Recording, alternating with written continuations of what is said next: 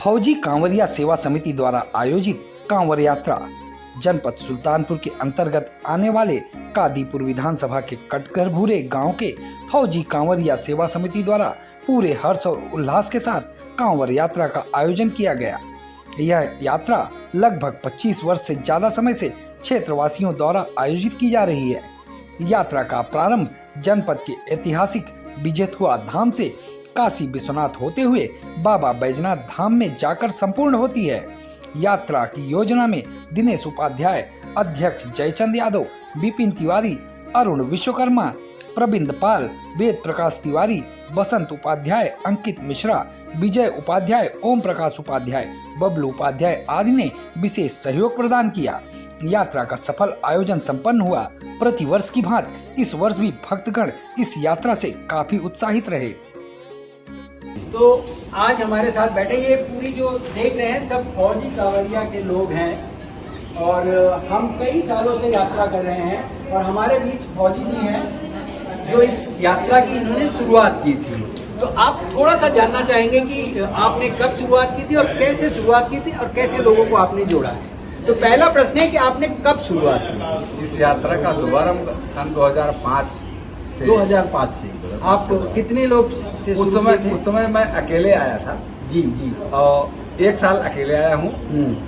हमको देख के लोगों के अंदर जागरूकता बढ़ी, आना चाहे तो हम लोगों श्रद्धा बढ़ी, भावना बढ़ी और हम लोगों को जोड़ने का प्रयास किए। और लोग जो है दूसरी साल 5 लोग आए, फिर तीसरी साल लगभग 10-11 लोग। अच्छा, तो ये आप जब शुरू में जाते थे तो आप कैसे जाते थे?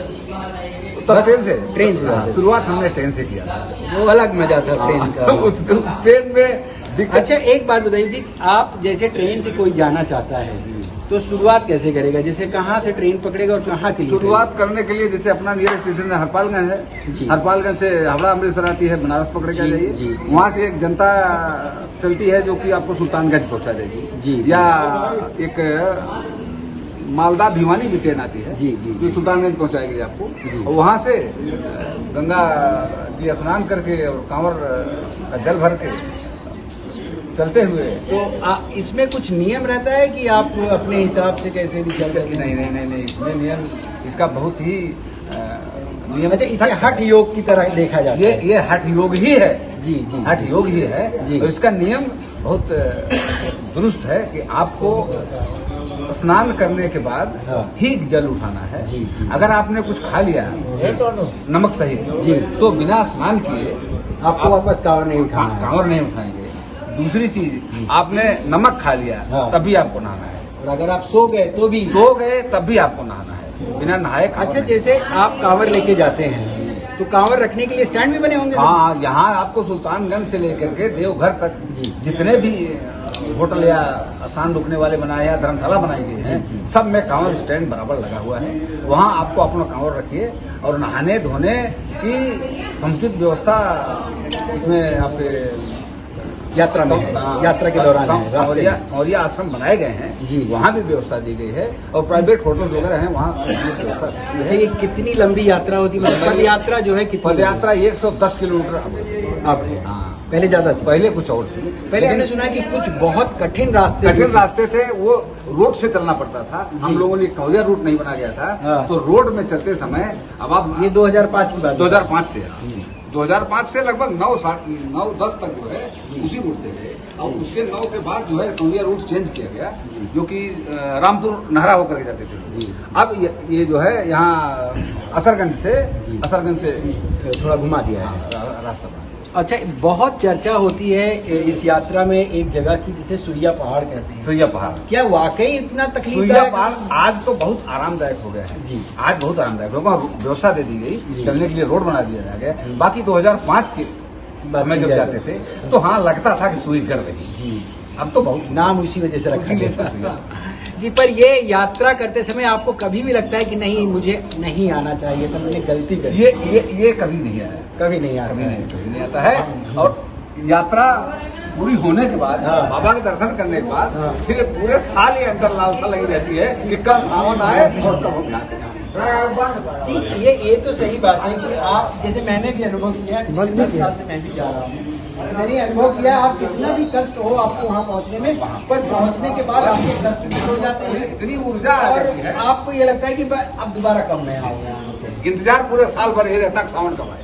तो ये मेरे साथ थे ये फौजी कांवरिया के अध्यक्ष, वैसे हम इन्हें फौजी भाई बुलाते हैं, वैसे इनका पूरा नाम है दिनेश कुमार उपाध्याय जी हैं। ये पूर्व फौज में रह चुके हैं, फौज से रिटायर्ड हैं, अब इस समय कहीं दूसरी जगह जॉब करते हैं, रेलवे में है। तो मतलब एक सरकारी नौकरी से निकले दूसरी सरकारी में पहुंच गए हैं, यहाँ एक भी किसी को नहीं मिल रही। ये बाबा की ही कृपा है। अच्छा, बाबा 2003 की 2003 में रिटायर हुआ हूँ और 5 से जाना शुरू किया हूँ। ठीक 5 साल पूरी होते होते सन 2011 में बाबा भोलेनाथ ने इस central railway Dhanbad division Hajipur zone में हमको दोबारा सिलेक्शन किया। बहुत सही, ये बाबा की कृपा। ये बाबा की कृपा। एक्चुअली कृपा तो मैंने भी देखी है कि मैंने बहुत लोगों को देखा है कि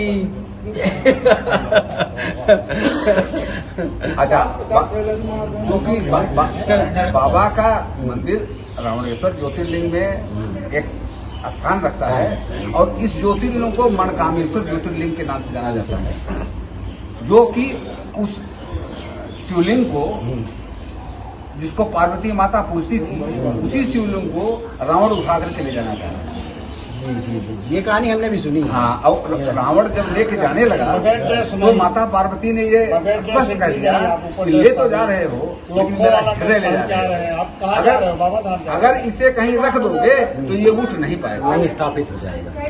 और उनको लोग शंका लगी और चरवाहे के रूप में कोई दिखाई दिया, उसको उन्होंने पकड़ाया लेकिन उसका भार सहन नहीं कर सका, तो नीचे रख दिया।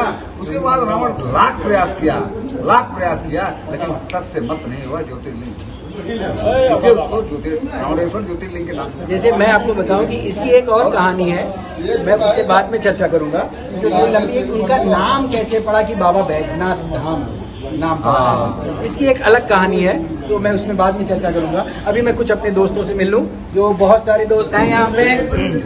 विपिन महादेव प्रभु तिवारी जी, तो कैसा लगता है आपको यहाँ पे? एकदम बहुत बढ़िया, प्रभु की कृपा इतनी अच्छी है कि क्या बताएं। बाबा की इतनी कृपा है, महानुभाव लोग हमारे मित्र लोग मेरे साथ जाते हैं। 15 साल मेरा बीत गया, 16वां साल मैं भी बाहर जा रहा हूँ।